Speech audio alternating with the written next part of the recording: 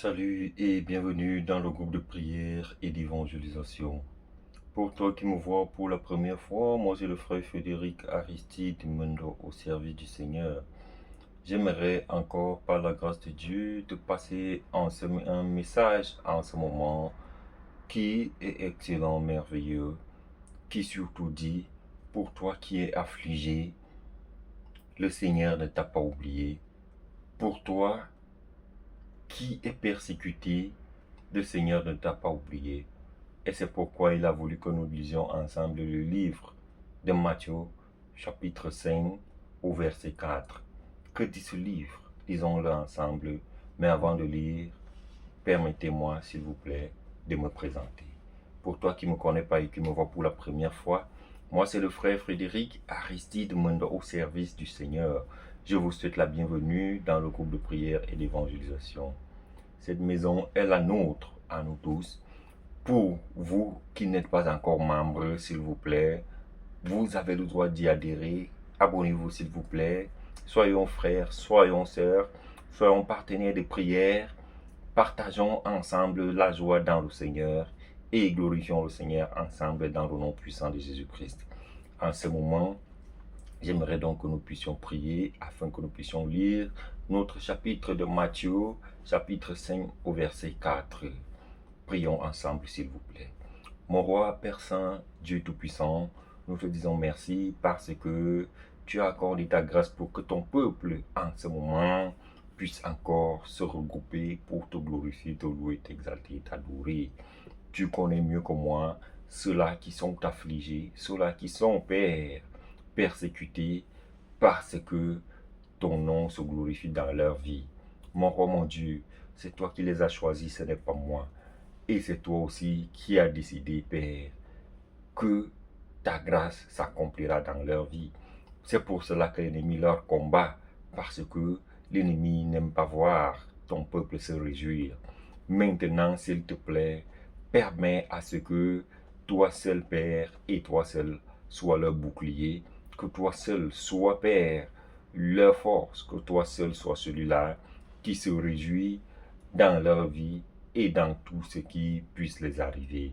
Raison pour laquelle je t'en supplie, je fais appel à toi afin que tu leur reconfortes, tu leur donnes la force qui leur permet de tenir face à toute épreuve et face à toute tentation. Papa, délivre-leur aussi du mal, parce que ce n'est que à toi seul qu'appartient la gloire, l'honneur, la puissance dans les siècles et siècles. Maintenant, nous disons ensemble, frères et sœurs, Amen, Amen et Amen. Je vous encourage encore, s'il vous plaît, si vous avez besoin d'un partenaire de prière, je suis à votre disposition. Prions ensemble et rendons gloire à Dieu pour toutes choses et dans tout ce que nous faisons, pour que son nom seul continue d'être glorifié dans nos vies. Maintenant, lisons ensemble le livre de Matthieu chapitre 5 verset 4. Je lis au nom de Jésus. Il dit ceci: Heureux les affligés, car ils seront consolés. Je relis encore: Heureux les affligés, car ils seront consolés. Heureux les affligés, car ils seront consolés. Frère, si tu es affligé, sache une chose, c'est que le Seigneur ne t'a pas oublié. Le Seigneur est encore là. Le Seigneur sait que tu es affligé et c'est pour cela qu'il t'a promis la consolation. Parce que Jésus-Christ seul est la meilleure consolation qui puisse exister. Toi là qui es oppressé, ne pense pas que Jésus-Christ n'est pas au courant. Jésus-Christ le sait et c'est pourquoi il a dit qu'il te consolera. Toi là qui es dans une situation difficile en ce moment et qui pense que Jésus-Christ ne pense pas à toi, que Jésus-Christ t'a abandonné. Non, Jésus-Christ ne peut pas t'abandonner parce que c'est le papa le plus responsable. Il n'y a un père plus responsable que Jésus-Christ. Parfois, il te laisse traverser ces épreuves afin que tu puisses avoir le diplôme qui permettra à ce que lorsque tu apporteras ton témoignage aux gens, que ce témoignage-là sûrement permette à ce que plusieurs donnent leur vie à Jésus-Christ, que plusieurs se confient à Jésus-Christ, que plusieurs s'attachent à Jésus-Christ, que ceux-là qui étaient encore résistants, qu'ils confirment que ce Jésus-Christ-là dont tu parles, il est réel et il est vrai parce qu'ils auront vu ce que tu as vécu et ils seront eux-mêmes capables de témoigner en ta faveur afin que le nom de Jésus-Christ se glorifie plus dans ta vie.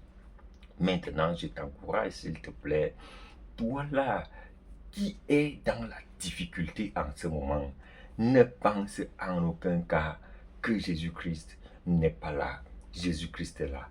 Jamais il ne laissera que tu tombes. Il veut juste voir. Il veut juste que tu sois fortifié. C'est la raison pour laquelle il te laisse passer par l'épreuve. C'est la raison pour laquelle il te laisse affronter l'épreuve. Parce que s'il te laisse affronter cette épreuve, c'est aussi parce qu'il sait que tu as la capacité de vaincre. Crois-moi sur parole au nom de Jésus-Christ. Jésus-Christ jamais ne te laissera affronter une épreuve dont il sait que tu ne peux être victorieux. Parce que il connaît tes capacités mieux que toi. Mais toi, tu sous-estimes tes capacités. S'il te plaît, remonte-toi. Lève-toi comme un homme. Lève-toi comme une femme de prière qui croit en l'avènement de Jésus-Christ, qui croit que Jésus-Christ est le même hier, aujourd'hui, éternellement et qu'il ne change pas. Et tu verras une chose, c'est que par sa grâce, sa miséricorde et par la puissance de son nom, toute chose peut être accomplie et tu verras comment beaucoup de choses changeront dans le nom au-dessus de tout nom. Parce que la parole de Dieu nous dit qu'il a reçu le nom au-dessus de tout nom et que tout genou fléchisse et que toute langue confesse qu'il est Seigneur en sa présence. Raison pour laquelle, mes frères, j'aimerais surtout vous dire merci parce que vous croyez en l'avènement de Christ, que vous vous attachez à Christ et que vous croyez que, quelle que soit l'épreuve, quelle que soit la tentation, quel que soit ce qui peut se retrouver face à vous, vous y sortirez vainqueur, pas à cause de vous, mais à cause de Christ. Raison pour laquelle vous devez surtout rester attaché à Christ parce que Christ est le seul qui est le même hier, aujourd'hui et éternellement. Moi, je peux vous promettre et être vraiment volontaire, mais les choses extérieures à moi peuvent m'empêcher de réaliser ma promesse.